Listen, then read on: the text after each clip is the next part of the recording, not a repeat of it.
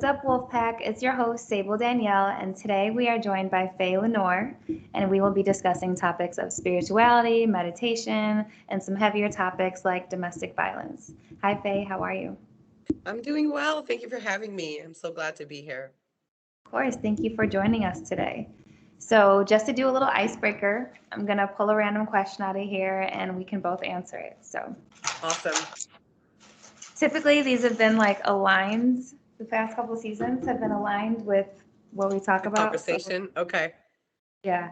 Actually, so this says an album or an artist that changed your life. Ooh, and this is a line because music has been like a huge part of my healing journey as well. So, Lauryn Hill, The Miseducation of Lauryn Hill has been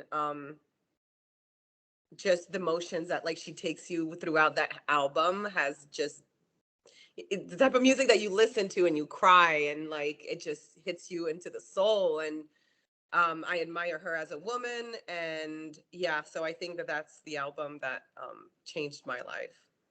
I love that. That's a great album, by the way. Yes. And music has been a very huge part of my journey too. I kind of chuckled when this came out because the album that was like my epiphany that kind of happened, that came out during everything in my life was SZA Control album. And Okay. so like I replayed the hell out of that album for like so long on my healing journey and throughout the process of, leaving my last relationship. So yes, that's my album. That's awesome. I'm gonna have to check that one out because I'm not familiar with it. The Yes. Control. Yeah. Control. Okay. SZA. You know who SZA is, right? Oh yes, honey. Okay. This I thought Yeah. it was like the look at me. Yes, so that album Control by SZA. Okay. I didn't hear the SZA part. I thought it was Yes. just SZA. My Control. I was bad. like, okay. Ooh, I think that's a good one. I think I would have to get into that one as well. I love Yeah. playing an album from beginning to end because it tells a story. Hmm. And like I was mentioning earlier, it's like it's like it takes you through like a cycle throughout an album. So Yeah. that's why I miss listening to albums from start to finish. Because now we have like things like, those apps that listen to music that is always on shuffle, right? Yeah. So the artistry behind it is really beautiful. Yeah. Yes, I would agree with that for sure. So I first met you at the vegan market. I don't even remember what month it was, but you had yourself listed as like an oracle soul healer, and that's what your Instagram page says. So do you want to talk Yeah. about that a little bit and share what services you offer? Yes.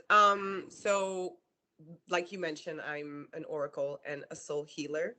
Um, I have have I have had these gifts for many years, but it was something that, I was um suppressing, um, not trusting my intuition and things like that. And and so yeah, throughout my awakening process, I became a healer. I remember receiving my first energetic healing and I was like, I've done this before. Like I remember this. So there was just like this light switch that went off. And so I heal with my words. But I also do shamanism. I call myself a medicine woman. Some are not familiar with the term. But any illnesses of the soul, ultimately, I go and I enter a trance and I'm like, what is there to be fixed, right? And so it's Yeah. usually like emotions that are stuck within the body. And so we move them around and then kind of create a flow of energy. And at Yeah. the end of my healing, we'll discuss the things that I have seen. We'll interpret certain things. And yeah, so Oracle and Soul Healer, ultimately, that's a little mix of what I do. Yeah. Nice. I love that. I love that spirituality came to you as you were healing. I felt like spirituality definitely became more important in my life when I was healing as well. So I'm I think it's very powerful to find healing in spirituality. Yes. It's all connected.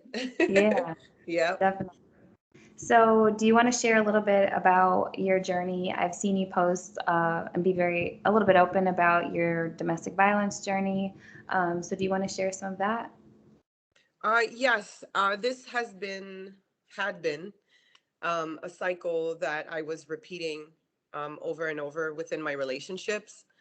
Um, it could be anything from abuse, from like some were financially abusive, others might have been like emotionally abusive, others were physically abusive. But every time that I would find myself in those relationships, I would learn some things about myself and things that I didn't want to repeat. And so after my last relationship, I just kind of asked myself, like, how did I get here? Like, what happened? Like, this seems to be a problem, and I'm the common denominator. So Mhm. I knew there were some things within me that I needed to look at. Um, and so I decided to register to become an advocate for domestic violence with Safe Nest here in Vegas. And so that's where my kind of my journey about my healing journey and the domestic violent journey of understanding what I had just gone through um, kind of began. Because while I was in it, I didn't really realize, it's like when you realize that it's a domestic violence situation, you're like, oh, that's not okay, right? And then, like, as obvious as it is to other people, I was groomed into believing that this was normal, right? Um, and so I was obsessed with the techniques that were being used to manipulate people. A lot of people don't understand why women, why don't they leave? And I asked myself, why didn't I leave before, right? And so I was like, okay, well, for X, Y, and Z, which would be, financial issues, just fear of change, Yeah. um, fear of judgment of others towards me, of, trying to leave a marriage with two children. I mean, it was like the world was against me, even though it wasn't. It was all in my mind. And so I started to study, how did I get to believing and to being so afraid of the world? Um, and so I just started reading a lot about narcissism and the techniques that they use and why they do it. And I was in disbelief, I just couldn't figure it out. And I was like, just hyper focused on figuring that out. Um, and so yeah, studying the tactics. And then at the same time, I was learning what domestic violence is. So I was learning kind of like the side of the abuser and then the side of the victim, right? Um, and at the same time, I was also awakening and kind of coming into more of my spirituality, because really, like, I spiritual abuse is also a thing that was also used against me. I didn't have access to my spirituality. I was told what to believe in. Um, and just kind of fed me a lot of fear as to, like, you're gonna go to hell if you, like, and that creates like a body, like a physical response as well, where I just found myself numb to things, and not really understanding or being able to identify the things that I was feeling. Like, I was just not there. I was dissociating. I was just kind of constantly shaking, even though in the outside it looked fine. The inside was so scared. Mhm. So started studying myself, started studying my surroundings, which amplified my gifts at the same time, and then just gave me like a deeper understanding of what domestic violence was and the dynamics of it. And as I did this digging, I understood that this wasn't just like a one-time occurrence. Like, this was a pattern within me that was ingrained in me, in my DNA, in my ancestry, and like finding out things about the family that, like, a lot of the women are, and like, not the same situation as me, but Yeah. the women in my family, it was kind of like a generational trauma that needed to be kind of broken, to be healed. Um, and so I started trying to like educate the people around me as well, and realizing that the understanding that I have when it comes to domestic violence is not necessarily the same understanding that my family members um, also had. You know, this is new that we're like talking about it outwardly, and it's like um, where we live in a society that is very much like victim blaming because we don't understand like, you know, how to be there. You know, where society teaches women that we should be obedient and we should be, and it's not about being a rebel, but it's like you should just, you're not part of society. Like it's kind of like you're like an afterthought, you know. I don't like, this is what it feels like, how they're like sidelining, putting women on the sidelines.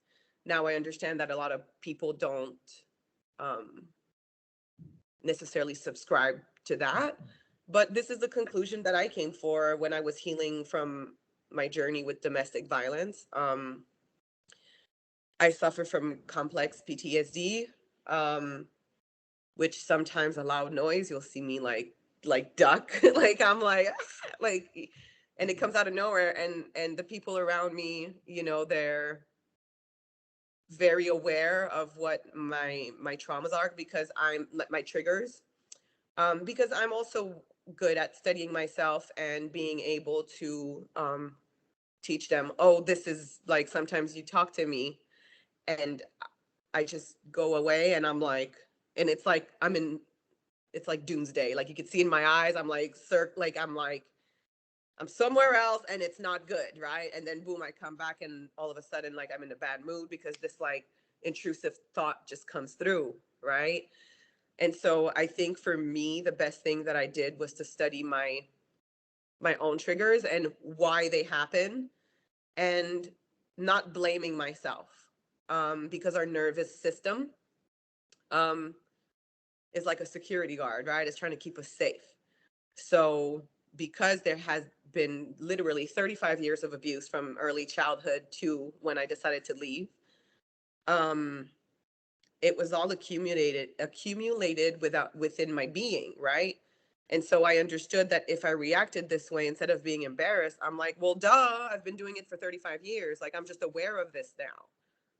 Yeah. So then I started, you know, forgiving myself, and being able to, when it does come up, because it is conscious, now I'm able to say, okay, this isn't real. I am feeling it in my whole being, but this isn't real. So I'm able to kind of like talk myself out of my episodes, I guess. Yeah. But I'm still healing, still learning on the subject of domestic violence, because I think as more women and men speak on these issues, we're going to learn more about it. Yes. Well, thank you for sharing all of that. You touched on a lot of different things that I was taking little notes to hopefully come back to, but um, the first thing you mentioned, well, not one of the first things you mentioned forgiving yourself. And I think that that's one of the most difficult things, because you're sitting there like, why did I stay so long? Why did I let this happen? How come I didn't leave? But when you're in it, like you said, you don't really recognize the full capacity of like everything that you're in. It just feels good or whatever. You're looking for that feeling to feel good. And then something major has to happen for you to like wake up and see it how everyone on the outside sees it. Yeah. Forgiving myself. A lot of people were telling me to forgive the people that harmed me, right? The people that, like, you're trying to forgive someone that did the unthinkable. So it's kind of like, I just didn't really like that concept. Um, so I was like, I need to forgive myself for thinking this is what I deserve. This is what the thing that hurt me the most was kind of just visual. Like I could, because for me it's all like I meditate and then I travel back to these times, and then I look at myself from a different perspective, and I'm like I actually thought that this is what I deserve. I actually thought that this is all there was, you know. Yeah. And so yeah, forgiving myself for thinking that that's all I was worth was a huge one. Yes. Yeah. And I think to tie that back to another thing that you said about why didn't I leave or why did I stay so long? But like from my experience, you don't really know what you don't know. So all of my trauma kind of happened in my first like major relationship. And so all I knew is that I wanted to be in a relationship. I wanted to feel happy and loved. And I was feeling that for the most part in the beginning, but like I just lost my train of thought. Oh, you don't know what you don't know. But then later, you just think you're fighting through the arguments, but at some point, the arguments become like extreme and certain things become extreme. But if you're not exposed to it before, or I guess you don't really know how to recognize it, like take a step out and recognize it, how can you really push yourself to leave something that you want to be in? And Yeah. I think that accepting that is also part of forgiving yourself because you didn't ask to be part of it. You just were doing the best that you could in that time. Yes. And I think that people, that are going through situations that are similar to this, it's like accepting that as a truth, that this is what's happening, Yeah. is a process within itself, because you're sitting there and you're like, okay, so if I accept this as truth, I'm like, there's pain that's going to come with it. And we know this, right? So Yeah. you're like, I don't know if I want to touch this. You're just like, I just might just want to stay like oblivious to it because you think it hurts less, right? Yeah. And then there's also just different obstacles. It's like I'm choosing whether or not I get to feed when there's financial abuse involved, you're like, and you have children, or at least for me, this is what it was. It was like, I'm choosing to leave and to maybe not be able to feed these children. I had no clue where the Yeah. hell I was going. It was like, I just got to go. And, in retrospect, I realized that like everything aligned and everything worked out. And like, looking back, I'm like, I had, like it was like the divine telling me, leave and we'll take care of the rest. And they did, um, and so that was kind of like my first leap of faith to leave, because I didn't have any plan. And it was like, am I going to feed my kids, or am I going to maybe jeopardize their health because I know I don't have money to feed them, right? Yeah. A lot of women are dealing with those issues. This is the choice. Like when people say like, yeah, but you have a choice, and it's like, it's not a true choice if I like am cornered into it. Like, Yeah. so it's like I smile and I laugh about it, because when you break down abuse to the book of dummies, right? Like, when you dumb just something down and you're like, it's this or this. Like, so what choice would you make, right? If that's what you're presented with, and then people are a little bit more understanding of it. Yeah. Well, so that's kind of a good segue into another thing that you mentioned were the techniques. And we don't have to talk about like the details of your specific relationship or mine or whatever, but just the techniques of like narcissism. A lot of that, like, I didn't know any of that until I left my relationship and did my own research. Like, I wasn't really aware of what gaslighting was. I wasn't really aware of all these manipulative tactics that people use to keep people around in these types of relationships. So, were you already aware of like gaslighting, or did it take you post your relationship to kind of be aware of those types of things? It took me post relationship because, well, towards the end of it, I started studying, like just researching online, like domestic violence. And I don't even know how I got to looking it up. And I think somebody just like casually mentioned it to me, right? Yeah. And they were like, maybe you should look into getting like a protective order, and look into, um, what is domestic violence. And I was like, I was like, that's weird. But I was like, why not? Right? Like, let's see what I find. And what I found was exactly what was going on. So I was like, well, damn. And so that's what I mean by like, I had to accept that's what was going on. Um, so it's an interesting process. Like, I think a lot of people have a hard time with the way, like, there's no beautiful way to do it. Like everybody's situation is different. Yeah. But I think that any person in a relationship should research what domestic violence is, right? Yeah. Because not because you think that the person is doing it and whatnot, but it just keeps you informed as to what healthy relationships should look like. Yeah. Because our parents, modeled something, but like, was it the healthiest, So I think that just having the knowledge of it, and then, just studying your partner and seeing if, they are the certain way that they are. And everybody has narcissistic traits, but it can range on a scale from 0 to 10 or 1,000 for some. They break the scale, but yes, depending on that scale, right? So you can see that even people that aren't necessarily abusive might use those tactics, but sometimes people just use these tactics subconsciously because this is what has been modeled to them. Right. Yes. So that's why it's like I suggest that every woman study what domestic violence is, because it can give you a lot of information on like how the relationship works. So if you study like gaslighting, for example, right? Like you're trying to explain your feelings Hmm. about how the experience went, and the person's like, some are blatantly just kind of like, none of this happened. And then you're like, I was there. Like, yes, it did. And then, but for some reason, they keep telling you it didn't happen, to the point that you believe it didn't happen. Yeah. So do you, like, that's sick for you to have gone to a physical place, experience something, right? You're there, you're experiencing it. It's awful. It feels bad.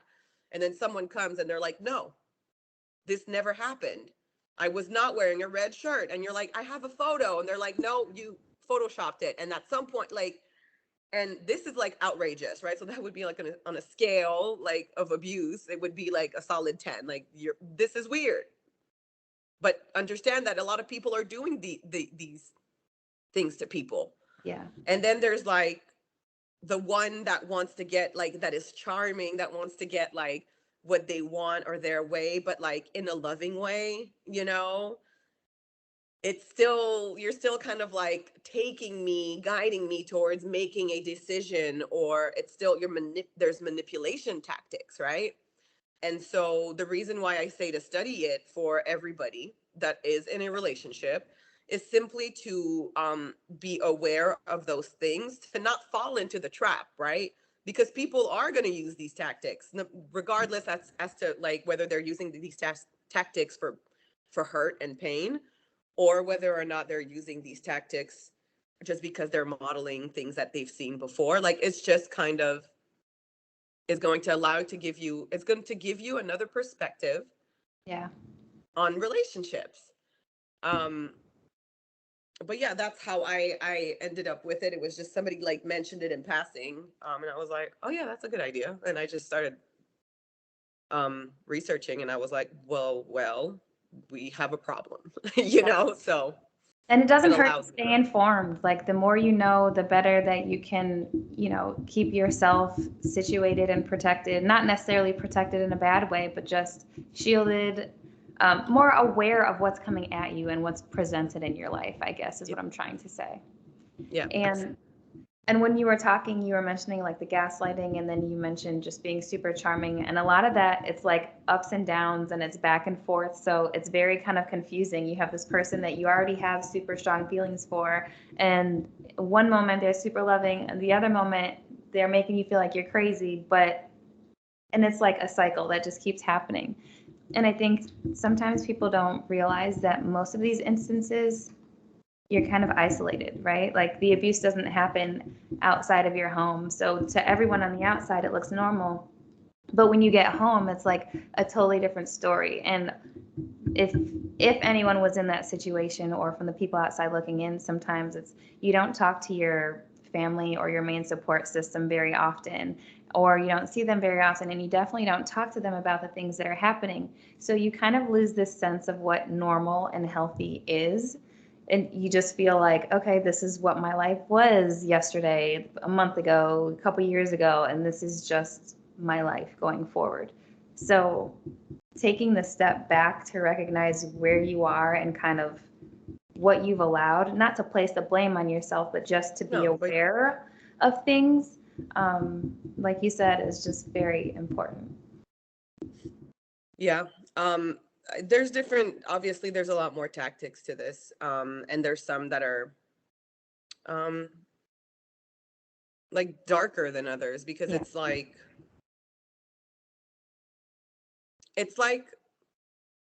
a toolbox. Think about it, right? So it's like a toolbox that the abusers have, and they're like, I can use spiritual abuse, I can use financial abuse, I can use physical abuse, sexual abuse, I can use all of these, right?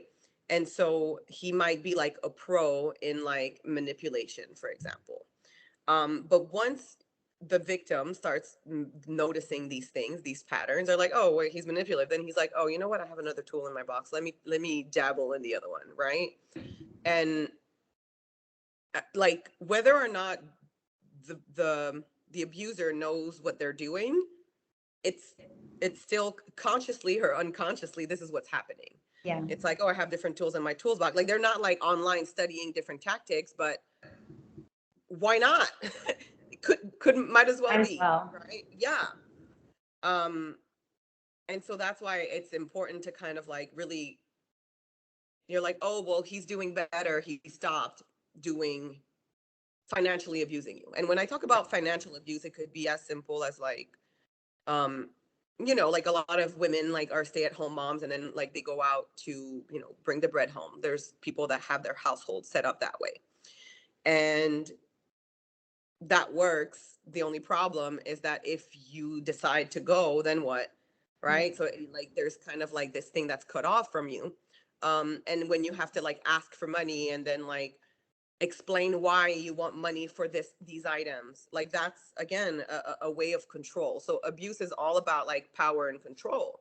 Mm-hmm. So it's like an abuser wants to have power and control over, yes, your surroundings, like your family and who's around.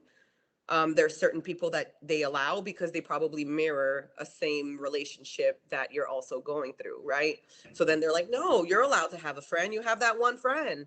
And you're like, I don't even like her like that. But all of a sudden, you confide in her, and like she gives you the crappy advice that she would give herself because she's also in a situation like that. It's like, it's very strange. And then around you, family's gone, friends are gone, and it's like just very limited, right?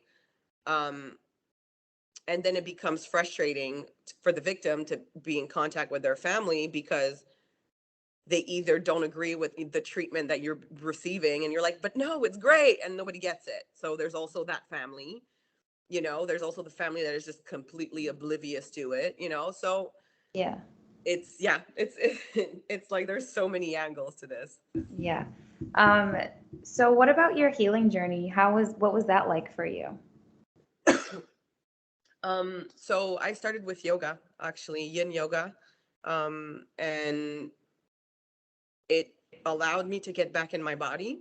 Mm-hmm. I was numb. I couldn't feel anything. Um, and so just going to yoga, hot yoga, and I would smoke marijuana before going, and it would just give me this experience of like feeling sensations like on my skin, because my body was like so shut down, like that I couldn't feel. So I could feel like the heat getting heavier on me. I could feel my muscles stretch. And yin is a practice that is like slower, so it allows you to kind of meditate and like really focus on the position and not the pain that's going on, so you expand. And so in yoga they explain that in your fascia there is like a lot of the trauma can be held in your muscles and in your fascia.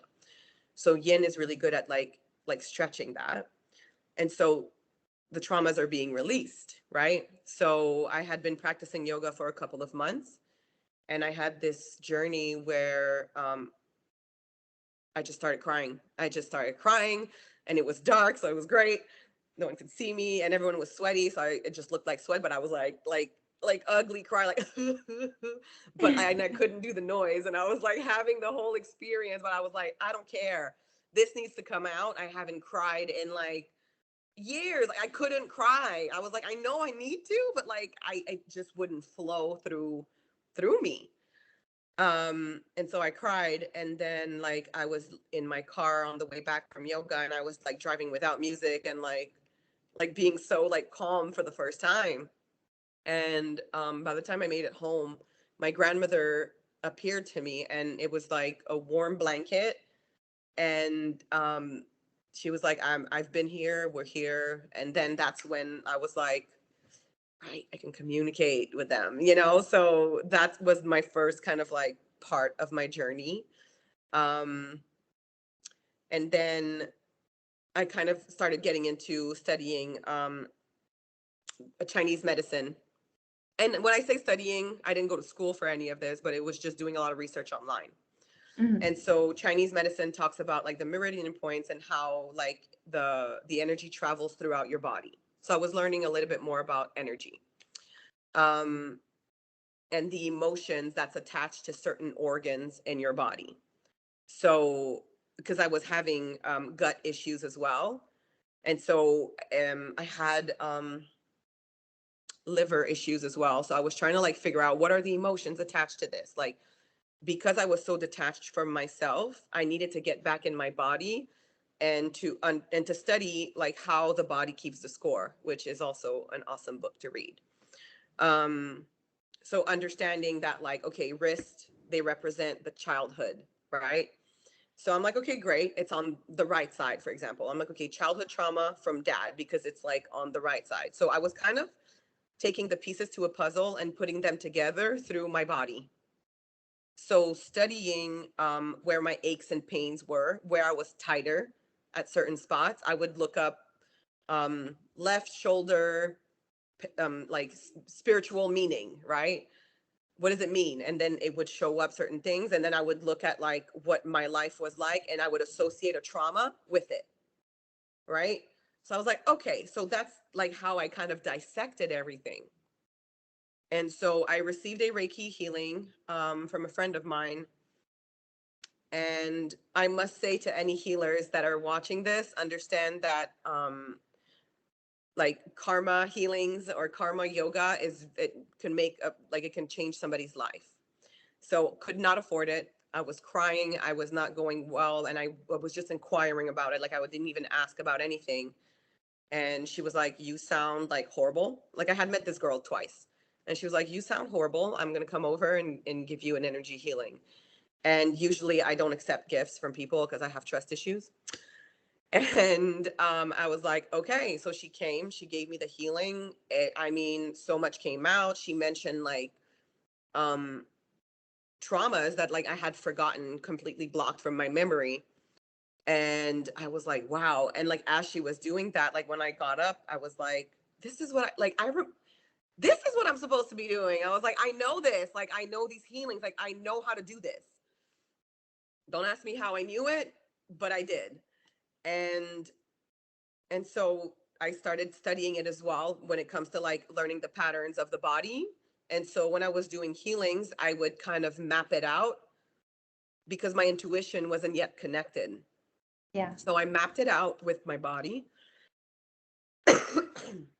I mapped it out with my body and was able to kind of unblock certain things so that like my intuition would be stronger. And once the connection to the divine became stronger, then I was able to like drop the map that I had to follow to piece together. Because I would go to the psychologist and he would ask me, okay, what do you want to talk to about today? And I'm like, I don't know. These are traumas that I don't remember. Like, can we heal? And he's kind of like, I can't help you with that, right? So for me, energy healings was a way to take the trash out of the subconscious, right? Bring it to my consciousness so I could heal it. And Mhm. so me going down and being like, yeah, I always had like wrist issues, and it was like childhood issues. My wrists feel great now. I mean, I probably still have some healing to do about that, but Yeah. um it was kind of like a map. So I was like, okay, well, this is what I need to heal. So my body was telling me what traumas I needed to heal. So like I would spend okay, so for example, right now I have a lot of pain in my neck, and a lot of people around the holidays, neck, shoulder, and like upper back. So it's all like in the heart chakra and then in the throat chakra. So now I know what I'm working on, and because it's in my back, it's the past. So I'm kind of like, okay, I need to look at my past. So now I'm doing shadow work because my body told me that this is where we should be focused on. Does that make sense? Yeah. So as I was doing this, I was able to kind of like calm my to regulate my nervous system. My children at the time were still going to my ex, which was the person that I had just left because of abuse. And every time they would come back, their nervous system was like was like going crazy. So I started doing healings on them to like regulate them as well. Because I noticed that if I wasn't self-regulated, then everything else was falling apart. And so that became part of my healing journey, was to also heal my children. They were in the same household as me. Of course, they were like kind of like stressed. And so I started healing my children, and and then I started working on my self-esteem, and to trusting what the messages that I'm getting. So the problem with intuition is that, yeah, like we know that it's there, but we don't trust ourselves to believe it. And so I was like, I have to believe that, because that's, when I was looking back in retrospect, I was like, I was constantly like being guided by the divine, but I wasn't paying attention. So I was like, can you imagine if I paid attention, how my life will change, right? And I understood that the task was going to take time and a lot of like self-reflection. So I mean, my friends are even like, you need to leave the house. And I'm like, yeah, I'm working here. Like, I'm really deep in work. And so all of this was part of my journey. Um, and so obviously I'm still on this journey today. I think the last thing for me was to put myself out there with my gifts, because spiritual abuse that was inflicted on me was to cut my voice, right? And my throat is hurting right now, right? So it's like it's also Throat chakra. energetic. Yeah. Yep. So it's just a very powerful pull that I'm trying to break free from. And just being here today is like, it's again, like I could feel it in my throat. It's like, it wants, like I want to speak it, but I can feel myself still holding back. Yeah. And so that's what I'm working on now, on being comfortable with sharing my gifts. And when they say that it's like there's a war on, good or bad, I don't think that anything is good, either bad. I just think things are, and Yeah.